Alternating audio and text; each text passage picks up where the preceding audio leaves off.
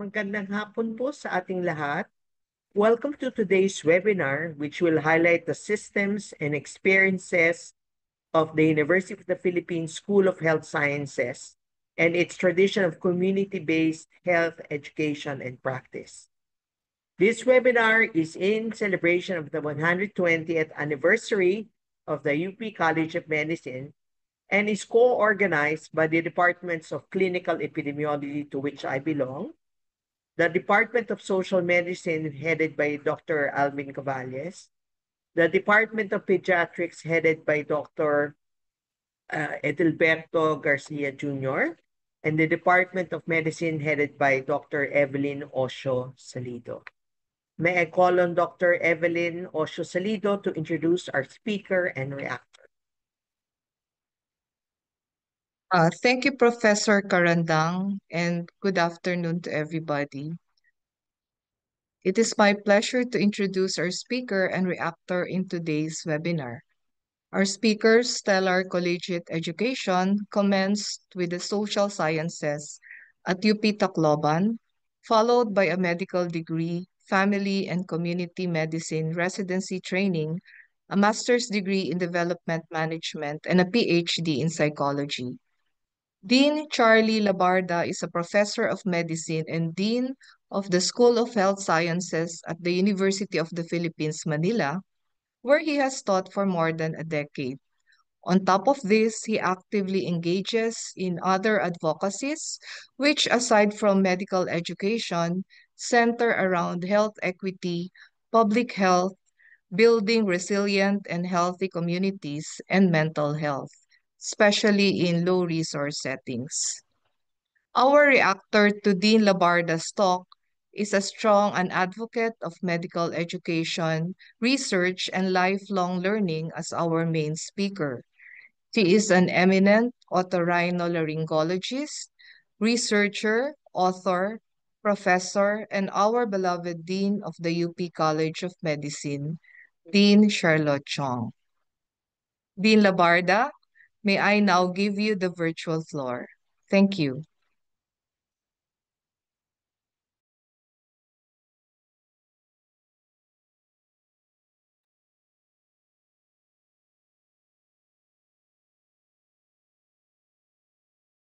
Magandang hapon sa lahat.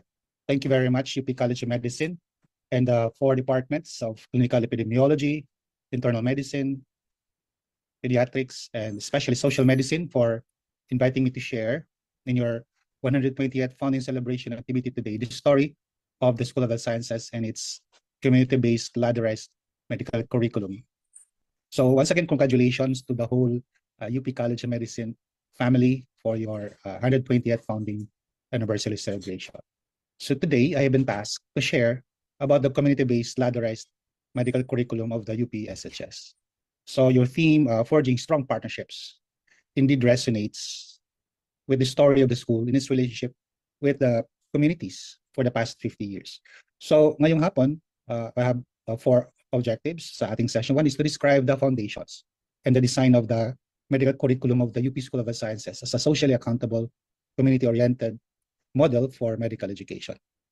I wanted to discuss the stepladder curriculum and how it addresses health workforce maldistribution and inequity.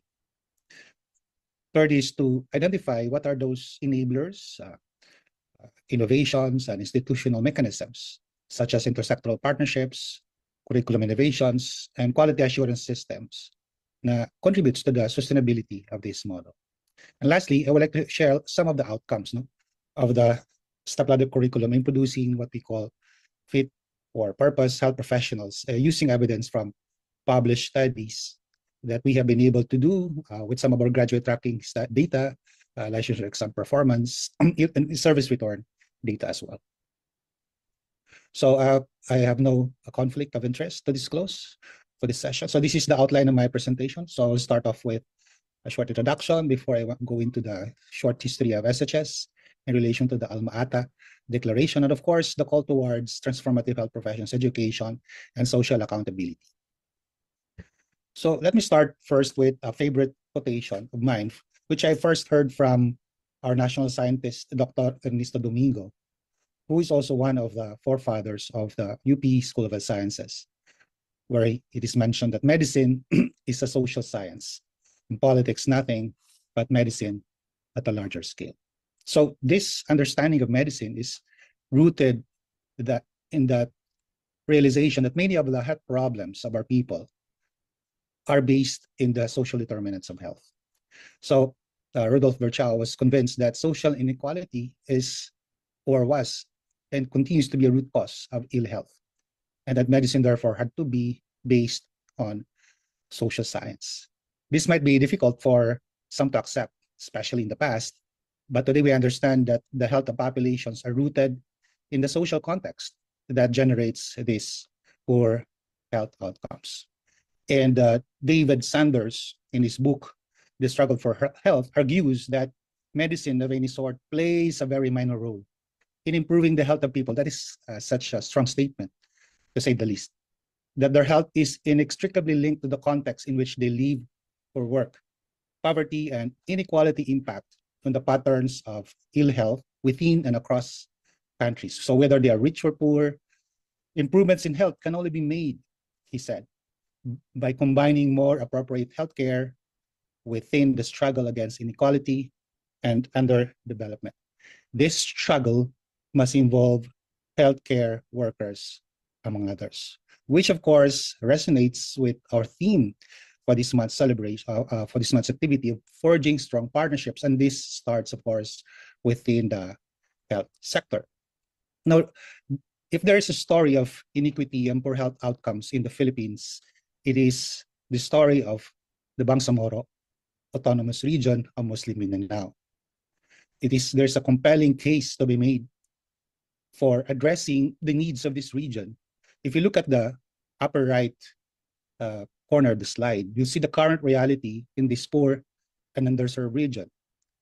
And how can they meet the standards for the minimum number of health workers that their population of 5 million needs based on the recommendation of the WHO and the Sustainable Development Goals. I got this data from the Department of Health, HHRDB, which they used, where they used CHED's data on higher education enrollment in BARM to take a look at the health labor market of BARM. And if you look at the average enrollees as of last year for medicine, it is a glaring 0, with a few enrollment in nursing at about 2,000 and midwifery of a few hundred, about 392 in the last, let's say, 5 to 6 years. And alarmingly as well, if you look at the attrition rates in terms of dropouts, there's very high attrition rates for nursing, which is about 80%, and about 46% for midwifery. And this compounds the problem of low board exam passing rates, which is not only in the region, but which is also a reality in a national picture. So if you look at this, there's a huge gap for health workers that needs to be filled in order to meet the standards for HRH based on SDGs. And the challenge is, how can we as medical schools, as health professions, education institution, address the needs of BARM? And this is precisely the call of social accountability in health professions educations. In response to this glaring inequality in terms of access to health workers, the global health education community has emphasized what we call social accountability, which is defined as the obligation of medical schools to align their education, research, and service with the priority health concerns of the communities they serve.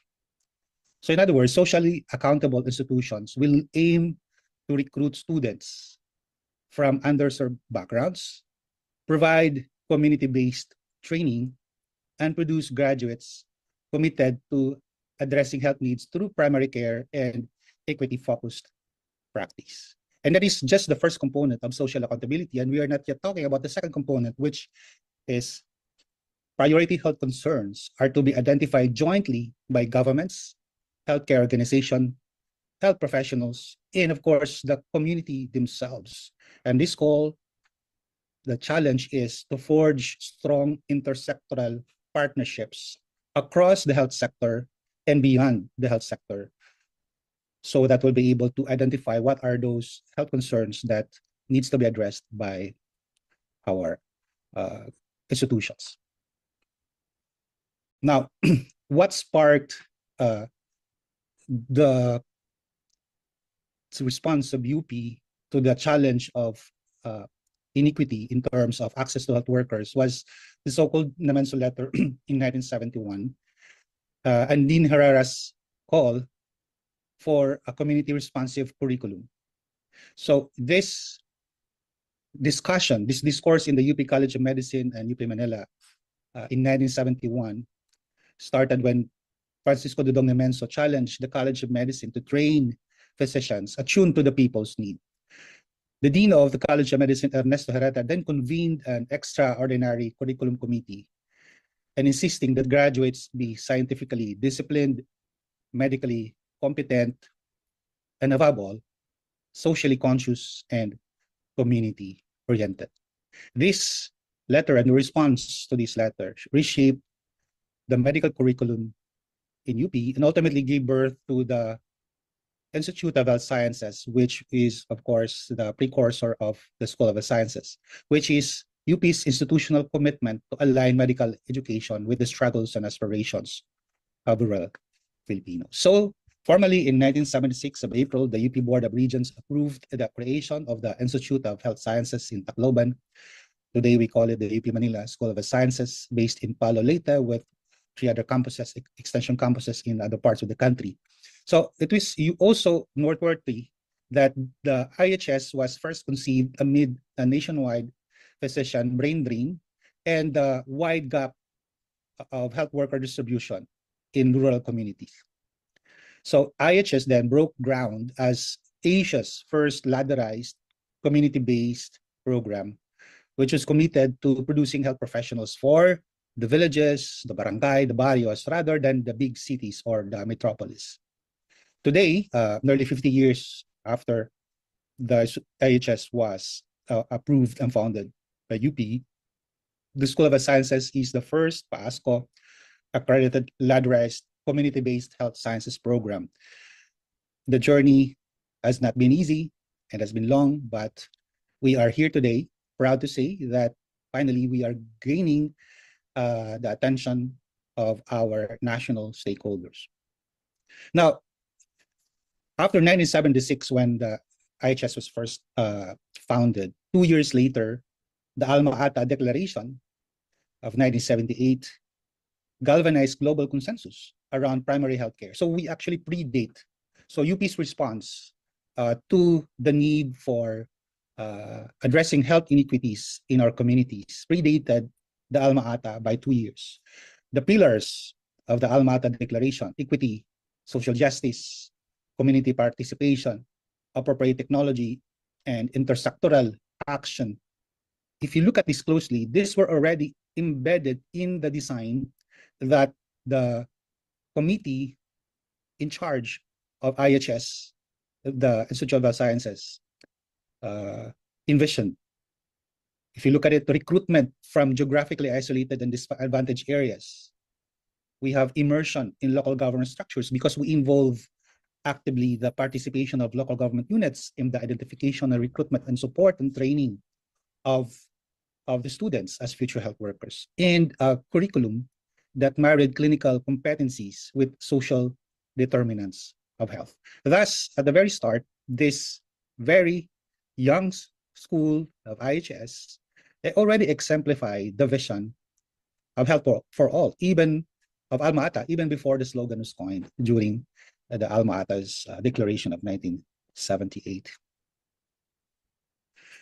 So today, the UP Manila School of the Sciences envisioned itself as a relevant center of excellence for innovative health human resource development, for the attainment of health for marginalized Filipinos in the context of nationalism and globalization in the 21st century. And we continue to have the mission of developing relevant and excellent health practitioners that are committed to serving marginalized sectors of the country, also to develop innovative courses and graduate that are attuned to the health needs of the country, and to develop outstanding faculty committed to the attainment of its goals, and of course, research and collaboration with other health science institutions to develop, implement, and evaluate health sciences education curriculum. All of this designed to address the needs of our underserved communities. So today, the UP Manila School of Health Sciences, after its pioneering work through the IHS step ladder curriculum, is grounded on the principles of social accountability, primary healthcare, and community empowerment. So it was designed at the very start to develop health workers from the community for the community and train them in the community. And it was done through targeted recruitment, a ladderized learning structure, and an embedded community immersion, where through these processes, the school hopes to offer a transformative model of health education that will address workforce inequities in the country. So we have 4 campuses as of today. We have the campus in Baler, Aurora, which was established in 2008. We have the SHS Tarlac campus in Tarlac, which was established in 2021. And of course, we have the campus in Coronadal, South Cotabato, which was established in 2010. All of these 3 extension campuses after the main campus in Palo Leyte was also established. So these are some of the pictures of our school in the different regions of the country, and I hope you can visit us when you are in the area. So if you look at the curricular structure, the design of the school is that it is a single continuous training in which a scholar or student can enter as initially as a community health worker, then progresses to licensed midwife, and eventually after the service leave provision will go to the nursing program, earn the BS nursing program, and eventually after service leave requirements and going back to the community, if he's endorsed back to the school, he can finally step on the last program in the ladder, which is the Doctor of Medicine program. So each of these steps embeds competencies, values, and service obligations of the previous level. And this somehow is a little bit lengthy process where the learners are allowed opportunities to pause, to reflect, to serve their communities, and eventually, if they are endorsed by the communities and they desire to serve the communities at higher levels of the profession, they can re-enter without losing their previous training, without any academic debt. So there's a lot.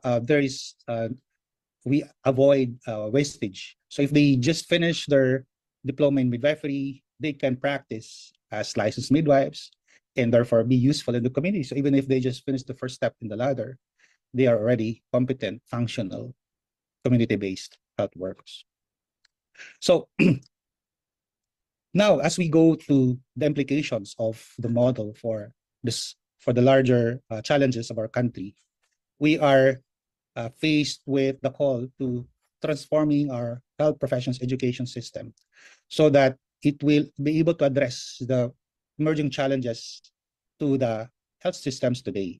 So in the landmark article by Julia Frink and colleagues, where they looked at system-based transformation of the need for systems-based transformation in education, they argue that because of the nature of the modern 21st century health systems, the global challenges of our health systems, traditional siloed curriculum are no longer adequate to face these health challenges of the 21st century.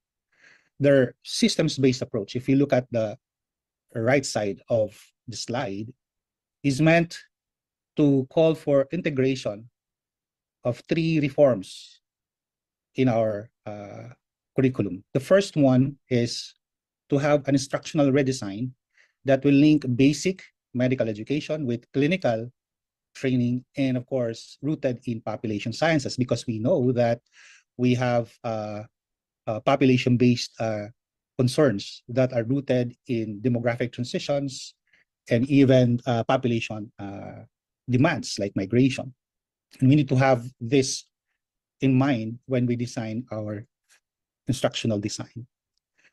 Secondly, after instructional redesign, we need to have institutional redesign, where we have active partnerships. We have to forge academic service partnership. I think this is very critical because this is a realization that if we want to have an impact, especially in the setting of the Philippines, for example, where we have a devolved health system, where the local government units are tasked with service delivery and the hiring of health human resources, it behooves, no, it's imperative that we establish strong partnerships, collaborations with our institutions who play a critical role in the health system, and this includes the local government units and the national government.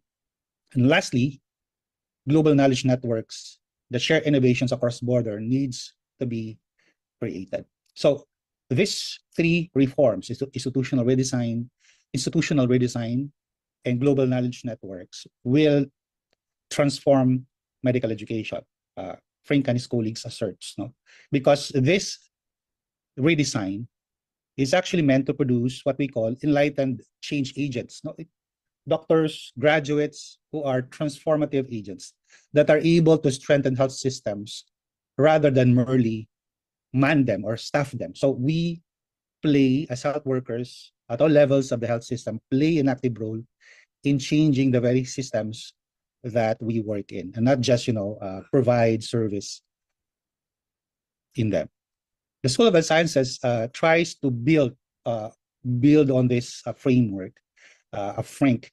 And one of the partnerships that we have forged is with local government units. So aside from our partnerships for recruitment of students, admission to the school, and even deployment to the local government units health system, we also try to capacitate our local government units. So this is the work that UP Manila is doing with the Department of Health and civil society partners, and of course, local government units, to accelerate, for example, universal health care, nutritional programs, and adolescent sexual health, reproductive health rights that many LGUs need capacity for. And this is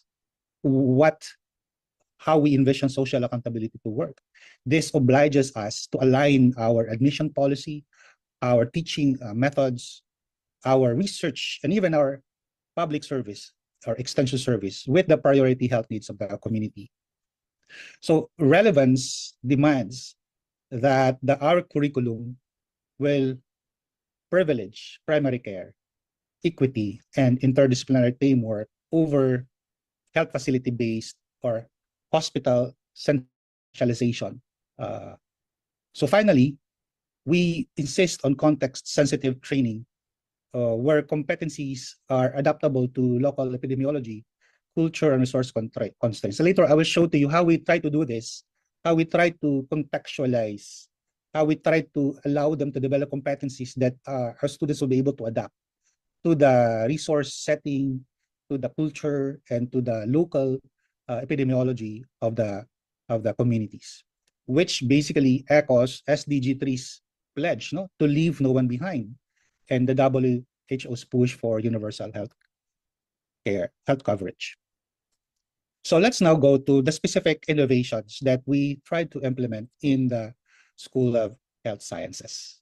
So some of the noteworthy innovations in the community-based ladderized program involves, for example, instructional innovations, where from selection of students who enter to the school from the community to reintegration to the community, we begin our recruitment from barangays. So we go to the barangay, we ask them, who are your students that you would like to nominate as candidates for the school? So we ask our local health systems, particularly our local governments and our communities. So we require our barangay to nominate students for us what they think can go back and serve them as health workers, either as a midwife or as a nurse or as a doctor in the future.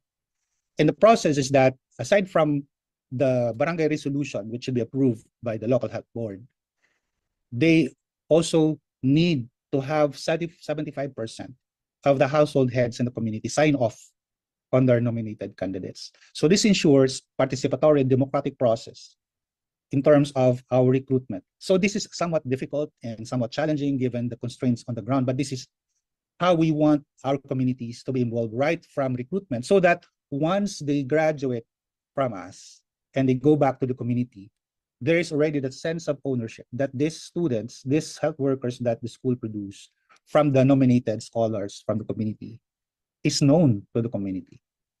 So throughout the training, our students will undertake service leave, which are basically months of supervised practice in their home communities that will try to integrate classroom learning with frontline realities. And our academic performance is based on a PAS or niche tutorial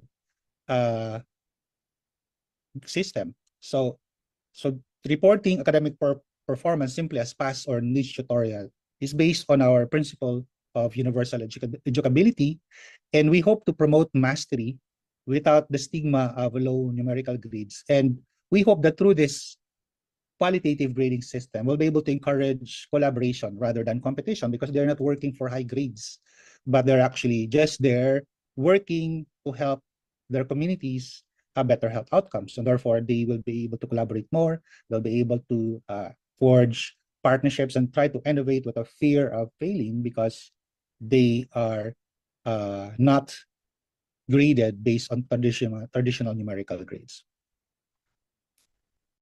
We also try to target recruitment from underserved areas and the GIDA communities.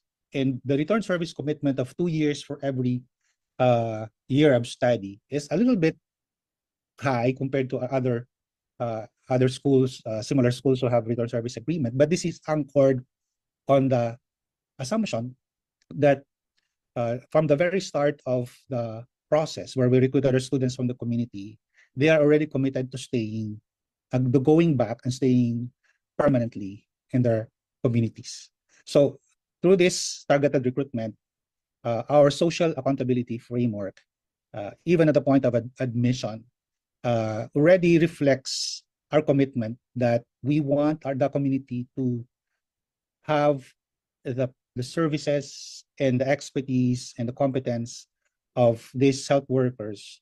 And these health workers will have no difficulty in adjusting to the places of work, because they already know the culture, they already know the language, and they already know the gaps in the healthcare system, because they come from the community, they have been trained in that community, and they will go back to the community. And therefore, all of this is meant to reverse the pool of the urban areas among our healthcare workers versus the rural communities. And we ensure that this investment for training health workers will have a steady pool of graduates who will most likely stay in these underserved communities through these innovations of the curriculum. And this is what I meant to when I said earlier that I wanted to show how we try to do this within our curricular structure. If you look at our curriculum, 30% of our curriculum is spent in the community. So 1/3 of the whole 5-year curriculum is rooted in community-based exposure and learning, service learning engagement. And this is punctuated by the 1-year community-based internship during their final year, right after their hospital-based internship during the 4th year. If you look at it, we have a community clerkship during the 2nd year, which is 6 months long, on top of the 1-year community-based internship. And this ensures that we have a prolonged contact with the school, with the communities. So our students are there in the community 1/3 of the stay in the school. And this is designed so that we will be able to produce students who are nationalistic, service-oriented, and socially accountable, who are competent in primary care and integrative medicine, who are effective communicators because they learn social organizing skills right off during their diploma in midwifery program. They are able to manage public health systems because they shadow already municipal health officer during the final year of their medical program. They become innovators. They learn how to play in teams and how to facilitate meetings. They become educators and counselors. They are also epidemiologists and community researchers, and finally, they are able to learn from the community because that is the best way to learn as a health worker who will go back to the community. So the question is, after 50 years, what have been the outcomes of this type of model? Have we really been able to produce a fit-for-purpose health workers?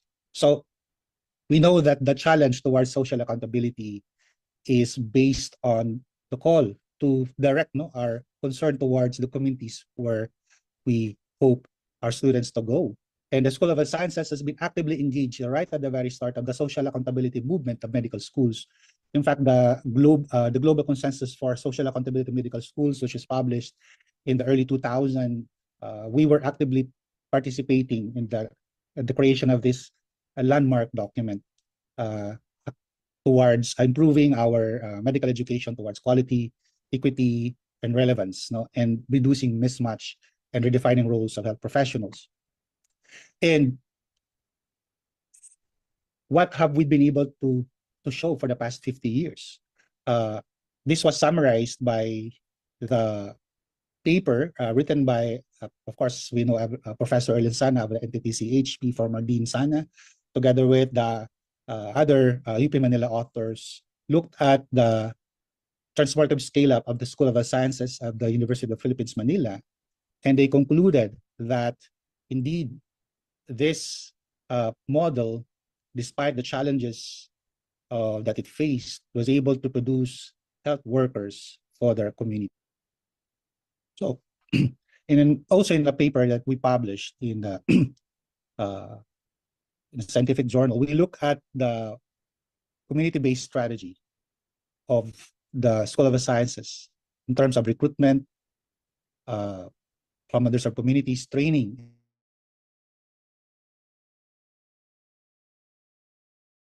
where they will serve, and also in terms of long-term community service learning engagement in the RSA and the LGU's scholarship. And we're able to take a look at the challenges. And one of the major challenge that emerged is working with local government units is not an easy task. Working with communities is not a walk in the park.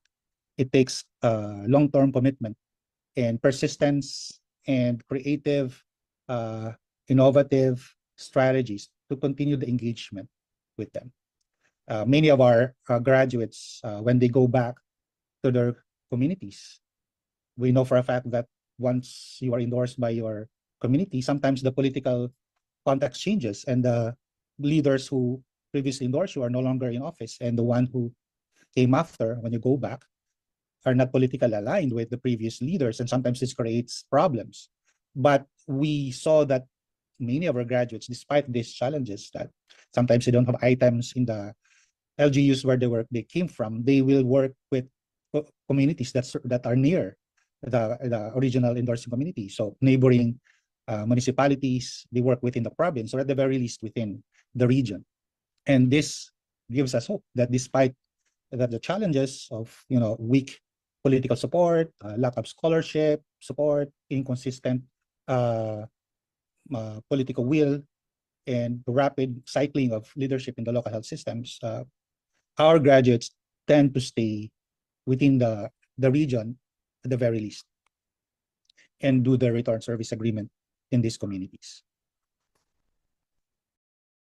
Now, in terms of the admission or policies, we also look at the outcomes of our unique admission policy, where we recruit students through nomination from the communities, and how we hope that this will address the health workforce inequity. For example, I mentioned earlier the figure of BARM, which is symbolic of the problem of the country, where the large number of geographically isolated, underserved communities don't have health workers. They don't have doctors, nurses, and midwives, especially in poor rural communities. And how is this strategy working in these communities? And is it really helping in terms of the outcomes?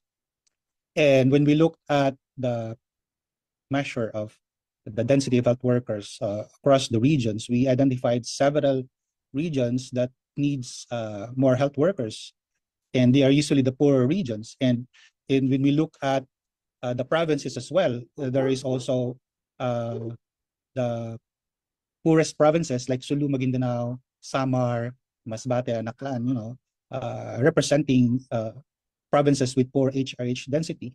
And how were we able to recruit? The question is, were we able to recruit from these regions and from these provinces? And we saw that about half of the regions which have poor HRH density actually were able to recruit a large number of students because, for example, we were able to recruit a lot from Eastern Visayas, from ARM, Bicol region, Central Visayas, and even Zamboanga Peninsula. In terms of the provinces, we were able to recruit a lot from Samar as well, and from Sulu. But this means that we still have a lot of work to do because there's still a lot of other provinces where we don't have a lot of recruitment going on in terms of students graduating from the program. Now, when we look at the location of practice based on the historical data that we have in the school, we're able to show that majority of our graduates actually went into the government health sector, both the LGU or non-LGU health sector. So about more than 80% of our graduates work within the public healthcare system, and about 14% work in non-government health sector. So we have very few graduates working outside of the country, even after the return service agreement have expired or have been fulfilled. So only about 3% of our graduates have left the country. So another paper that looked at the experience of medical schools like the School of the Sciences that tried to aspire for social accountability was this paper published by our colleagues. Of course, we also were part of this paper where we look at what are the drivers and enablers of rural practice intention, because this problem is not only in the Philippines, but this problem is also shared by other countries, even developed countries like Australia, and even countries in the United States and Europe. And together with our colleagues with the Training for Health Equity Network, we look at the different medical schools, look at our data, and try to look at the association between intention to practice in underserved areas and the intended discipline of practice and the intention to immigrate.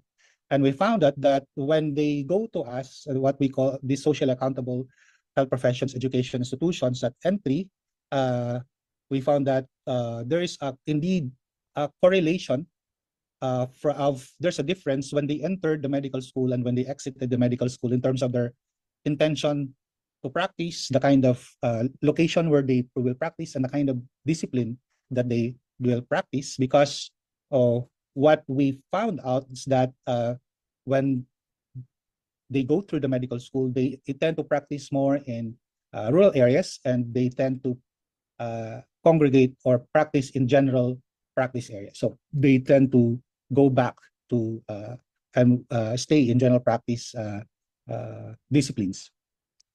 So, and when we took a look at the practice intentions and entry, specifically in the medical schools that participated in this study, and we tried to track the graduates from entry to graduation and after 1 or 2 years, and this is what we call the graduate outcome study, where 8 medical schools participated, including the School of Sciences, in 6 countries and 5 continents, with a sample of 2,260 students.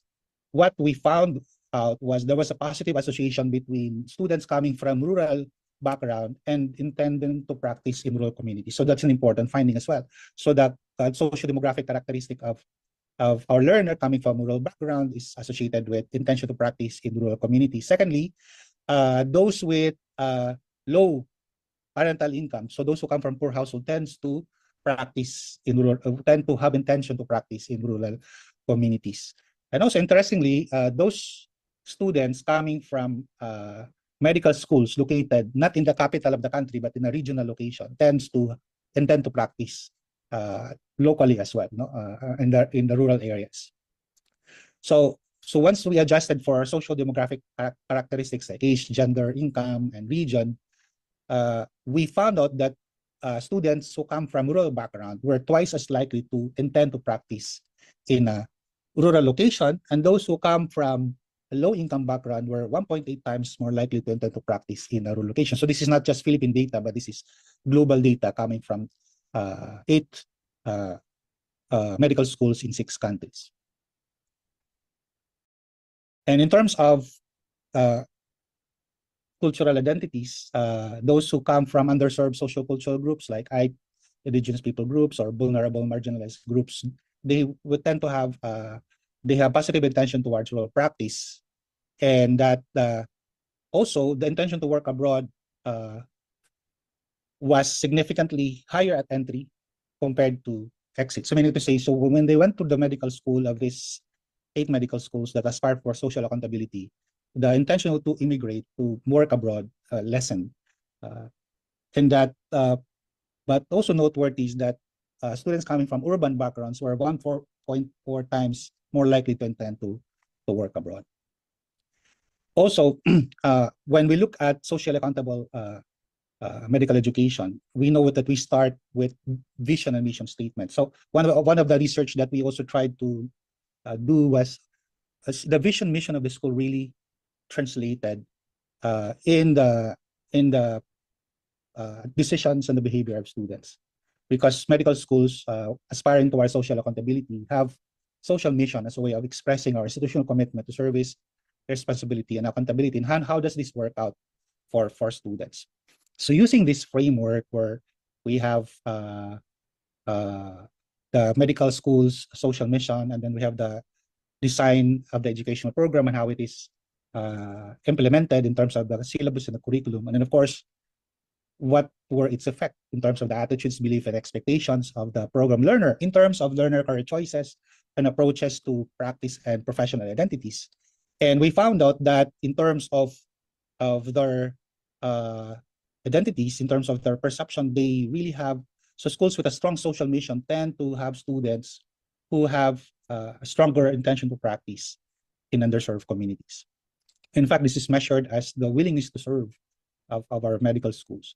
And in another paper published together with our colleagues from the NET, we look at the experience of the School of Sciences in comparison with, let's say, a traditional medical school, and how socially accountable medical education impacts willingness to serve.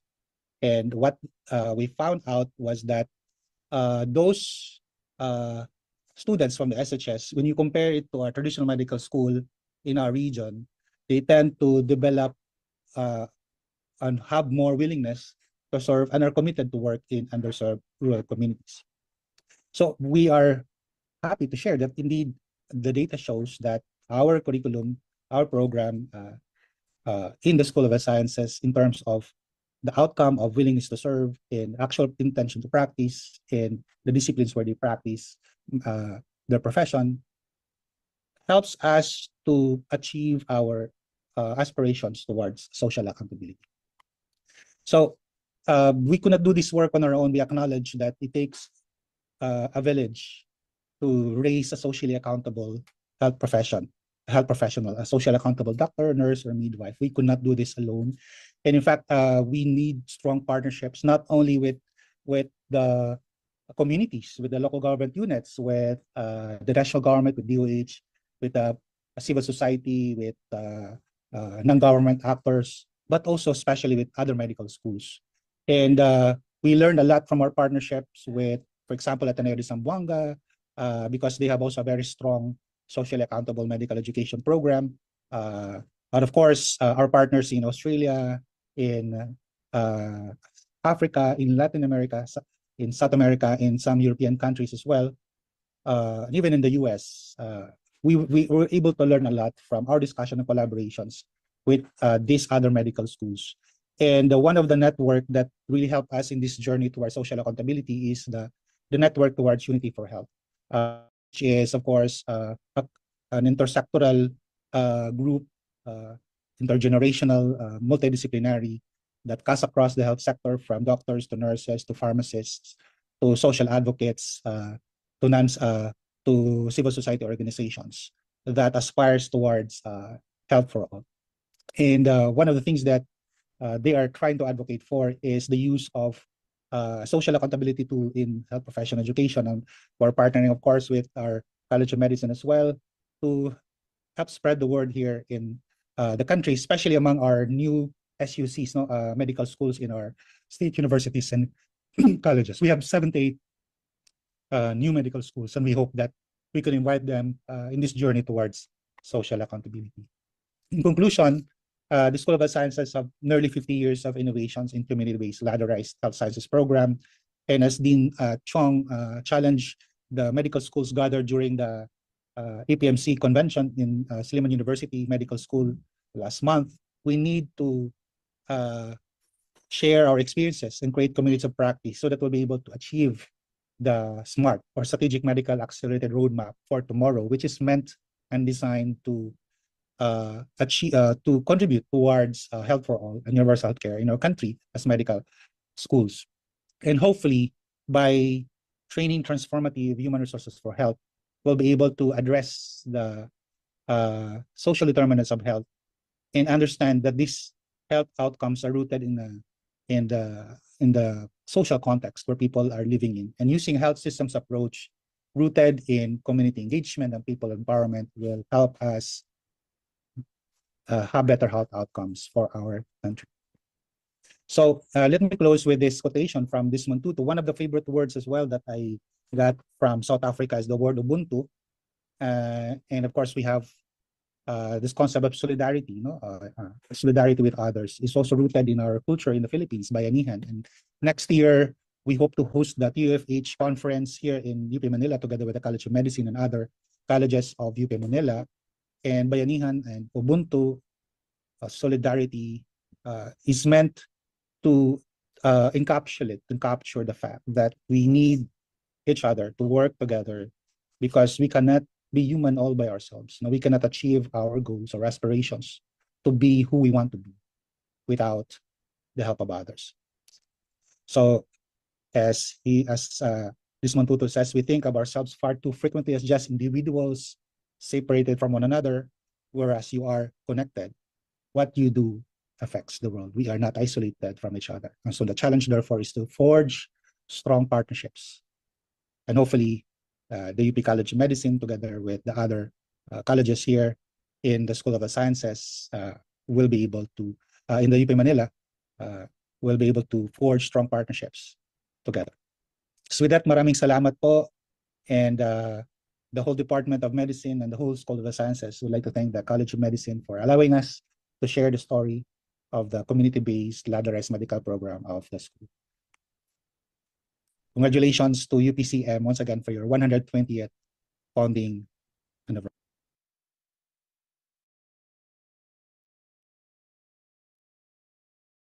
Damo nga kasalamat, Dean Charlie, and we learned a lot from your sharing the story of HSS.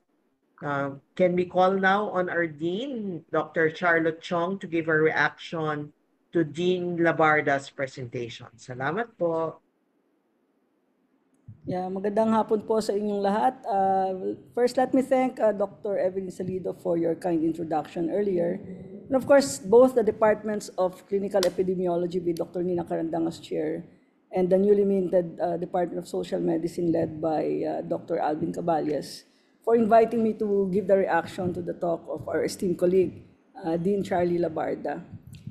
Indeed, nearly 50 years after the UP College of Medicine was taken to task by then Professor Francisco Nemeso Jr., given that at that time brain drain was a main problem and that more than 80% of the graduates of the UP College of Medicine were actually going abroad. This extraordinary curriculum committee that was formed, I think professors in biochemistry. This committee that was actually formed by then Dean Florentino Herrera even predated the Alma Ata Declaration by 2 years. So it really highlights the fact that leadership and innovation in medical and health professions education has already emanated from the college even at that time. So the College of Public Health, the College of Pharmacy were also both originated from the College of Medicine. And this really evidenced the vision of CM faculty leaders even during that time. So the innovations of the School of Health Sciences that highlighted by Dean Charlie, looking at, for example, their ability to be able to engage the community, to have a democratized admission process that actually involves barangay leaders and community leaders, the strategies in terms of qualitative grading system that actually does not entail numerical grades, but actually not even a fail, but actually needs tutorial and pass, and even the rewarding of return service as a commitment rather than an obligation. These are really strategies that should be considered strongly, by medical schools, even the College of Medicine, perhaps. This early community immersion that starts at year level 2 for them, and the full year of community internship at the final year, actually with 30% of the curriculum being including community immersion and engagement by the students, are really models, for health professions education. And I think the Tacloban experiment that was termed in the 70s has now really emerged as an excellent model for health professions education. And we need to encourage our educators, our schools to consider this model in crafting their medical education curricula, as well as producing the fit for purpose, or what you call practice-ready primary care providers, community health leaders, that every doctor should be, I think. Especially in a low to middle income country like the Philippines, where our majority of the population still need access, and where health equity is still a major problem.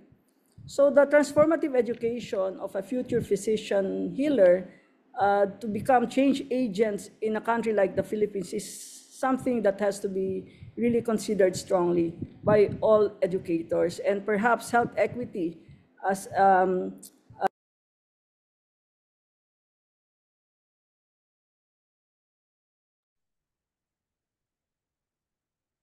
Seems like our video of the dean disappeared. While we're waiting for her to come back, can I turn it over to Dr. Caballes to moderate our Q&A if we have time for one or two? Doc Alvin? Yes, thank you, Nina. And magandang tanghali po sa lahat. Again, salamat sa ating dalawang dekano. Nabusog po tayo kahit hindi pa tayo nanananghalian. And for their very inspiring talks. We have time for maybe a couple of questions. I will just read what has been uh, posted on the chat box. First of all, may dalawa pong nagsasabi na sa MSU. Ang MSU ay nagsisilbi for the BARM medical students. We have a query about ano pong sikreto nyo at na-integrate uli ang mga estudyante into the back to the communities. Dean Charles? Yeah, thank you, Sir Alvin, for that clarificatory question. Siguro with regards to MSU, I'm sure that there's a lot of new medical schools. I think MSU Iligan is also one of the newer medical schools that is now producing more doctors for BARM, and I hope that the work will expand to meet the needs. But I think we need more such medical institutions in BARM. With regards to reintegration, which is also the question of Dr. Portia Marcelo in the chat. So I think that's what was emphasized by Frank's framework, that we need to have a health systems approach, because there's a lot of multiple actors in the health system. This includes the key stakeholders like your mayors and your governors, people who control the political system, and we cannot do but engage with them. And part of the engagement really is dialogue, engage as early as possible during the time when what allows us to do that is that even sa first year pa lang nila, they're already talking with us, because we are forging a memorandum of agreement, a memorandum of understanding that allows us to have these conversations about items, about budget for scholarships. At nakikita nila that we advocate that these investments really are for the future of their communities. And some local chief executives do have an eye-opening, they realize that this is a really important investment and they're convinced to engage and invest. But of course, the political winds can change, and that's part of the calculation that when you have changes on the ground, you just have to, adapt. And as I mentioned earlier, some of our graduates do go back, not necessarily within their own communities. For example, many of our medical doctors who graduate from us, they serve as DTTBs, so they can be deployed in communities other than the regions that they come from. So, for example, our board top-notcher last this recent board exam, she was from Ifugao, but she's now deployed here in Bato Leyte. So because she's at DTTB, but at the same time, she's already assured of being able to work in an underserved community. So these are some of the things that we are able to do as we go along with our engagement in the local health system. Thank you. Dean Charlotte, would you like to chime in again? Yeah, sorry. Go ahead, please. Yeah, I was cut off, but actually, Yes. I just wanted to say that we're really actually coming full circle, no? Because when we were tasked by CHED, no, to craft the SMART or the Strategic Medical Accelerated Roadmap for Tomorrow, we really looked at HSS to enrich our conversations, and in fact adopted the indicators for social accountability tool, no? And we are proposing to CHED that henceforth this should be strongly considered as a way by which medical schools or medical education should be actually laid out, especially when you talk about government support for medical schools. I think even private schools, no, medical schools or health professions education schools that are receiving support from government should be taken to task, and perhaps look at the model and have this ISAT tool in place. I'd like to also emphasize yung graduate outcome study that Dr. Dean Charlie was talking about. I think this is very important. We need to monitor and track our students and see where they are really situated at the present time. And while we are looking at double the cost of medical education as something that basically holds our graduates to their commitment to serve in the regions or even in the country, I think that we need to rephrase this. I think we need to look at, ito lang ba talaga ang reason ba't sila kailangan magstay? Dahil natatakot sila magbayad? O hindi ba natin na ilalagay sa mga utak at damdamin nila na sila ay talagang scholar ng bayan at kailangan silang magsilbi?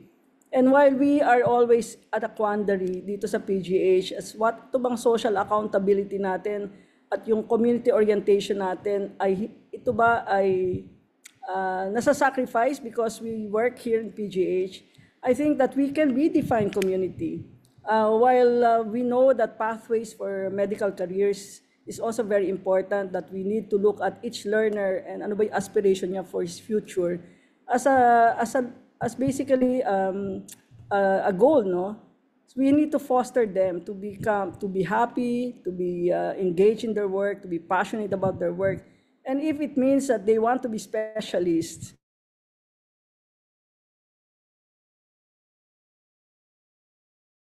and be able to serve, for example, a specific, only in a small community or a region, but actually nationally, we need to enrich those conversations, because when we redefine community as not just a geographic or demographic feature, but actually a community sharing common problems, sharing visions for the future, then we will be able to actually do a great soul searching and be able to find out what is our role in that particular situation.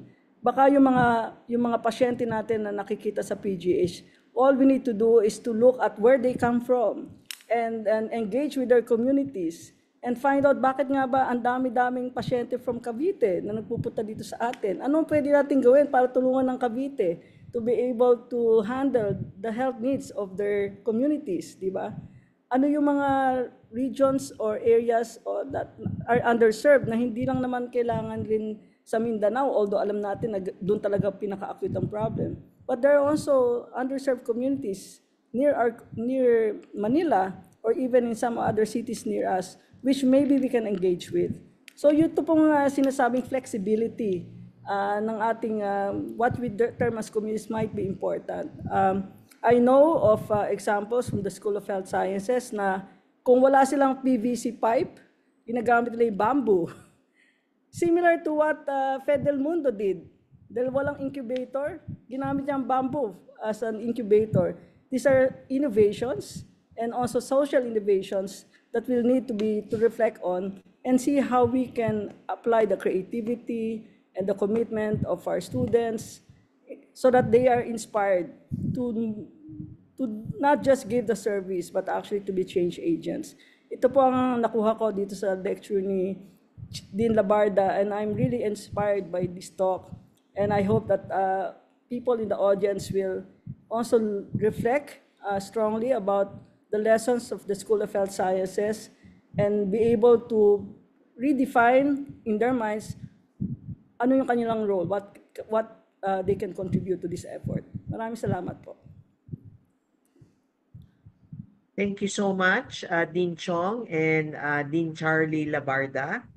Napakadami hong laman ng ating tanghalian na ating pong natutunan ngayong hapon. So some of the buzzwords are community of practice, social accountability, practice ready, but it's really time to pause and reflect.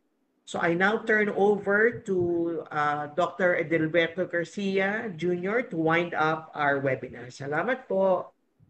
Okay, maraming salamat po sa experience ng taga SHS sa challenge na pinos ng aming dean, no? Gawin natin sa community natin ngayon dito sa Metro Manila. Okay? So with that, I would like to present this certificate of appreciation.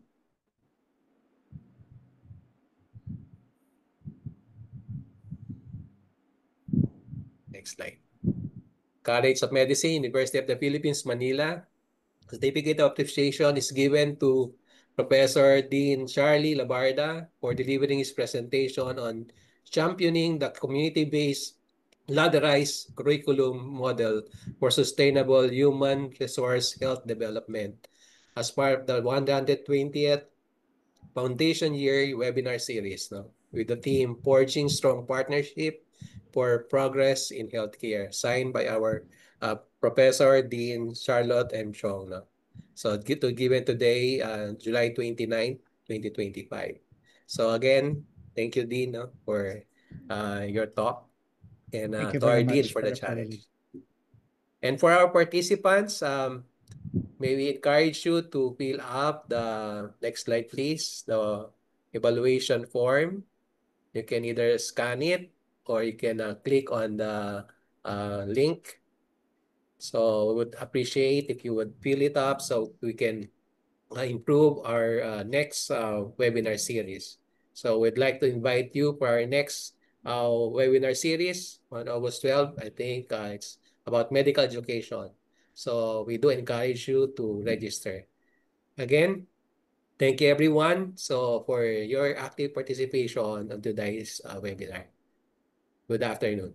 Maraming salamat, Di Chong. Salamat Maraming salamat, po. Din Charlotte. Maraming salamat po. Okay, bye. Thank you. Bye.